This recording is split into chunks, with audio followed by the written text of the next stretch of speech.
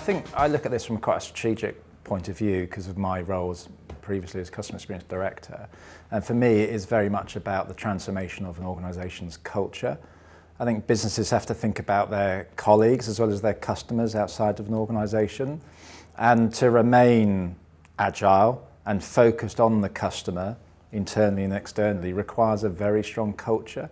I think retail, particularly large legacy businesses, which the UK has a lot of, has been built up on years of efficiency, supply chains, task, operations. It's not really been about understanding purpose. It's not really been about understanding how colleagues feel. And for me, that's really critical. That transformation is deeply important. So I think, unsurprisingly, it's all about data. It's about understanding more about what our customers want, when they want it, being front of mind in the moment and really tapping into those trends in a much more sophisticated fashion. I think there are two big opportunities and conversely challenges that retail faces in the next few years. The first is the problem of inventory distortion, making sure that you have the right product in the right place at the right time, not too much, not too little. And that's already costing the industry something like $818 billion a year. So that's a phenomenal problem, and technology can help with locating stock and helping to make sure that stock is in the right place at the right time through RFID technology, through GPS tracking, and through an omni-channel shopping experience.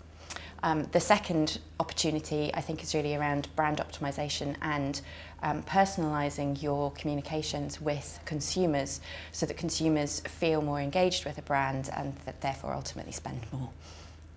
So I think the biggest opportunity is probably around convenience. So we've had a world where you've got pure play retailers who are basically disrupting the market over time. And Amazon have obviously been highly successful. But we're getting to a point where people are moving much more to, they want things and they want it now. So whilst in the past people have been focused on maybe improving the range, kind of focused on pricing, focused on quality, I think actually there's going to be a big focus on convenience. So how do I get something now, this minute, or in the next hour? And you can see people moving that way today. So Amazon obviously with the drones that they're looking at, Argos very much focused on come in, check and reserve it, get it now, get it within the next few hours. We'll get it to the store before you get to the store.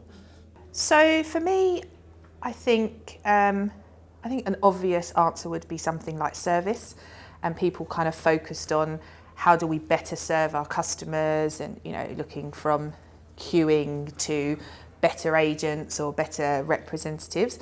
But I actually think it's understanding our next generation of shoppers.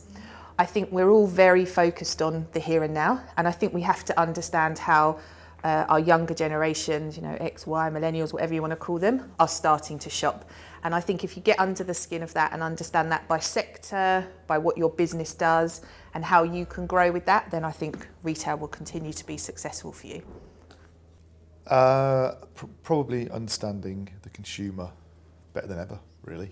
I don't think there's one single answer to that question. I think it's about really understanding the consumer, what's motivating them, the elasticity of price versus service, and then sort of designing your offer around that consumer need, really. And I think once you've done that, you're probably onto something. Sure. I mean, I picked two. It's cheating slightly. And we talk about both these opportunities a lot with our customers, but it would be mobile and export are probably the two things. I think our customers are almost bored of hearing us talk about it, but we just see those two genuinely as the areas for growth. One has probably already happened in the last year or two, and as consumers, you and I are probably ahead of our retailers in terms of the experience we'd like from our mobile devices, the sort of fulfillment we'd like that to activate, the geo-awareness of walking into a store. We'd like our retailers to know we're in their store. And I think most retailers are behind on that, so there's great opportunity there, albeit there's a bit of catching up to do. And then on export, as a business, we've been relatively vocal about the developing nations and countries that are sort of growing in terms of internet penetration. And we've been on record a few times saying that there's up to 5 billion people about to come online in the next 3 to 4 years. I mean, the numbers are huge. 1 billion is a number that's pretty hard to recognise what that really means. And when you say that to a retailer, they nod and think, wow, that sounds huge.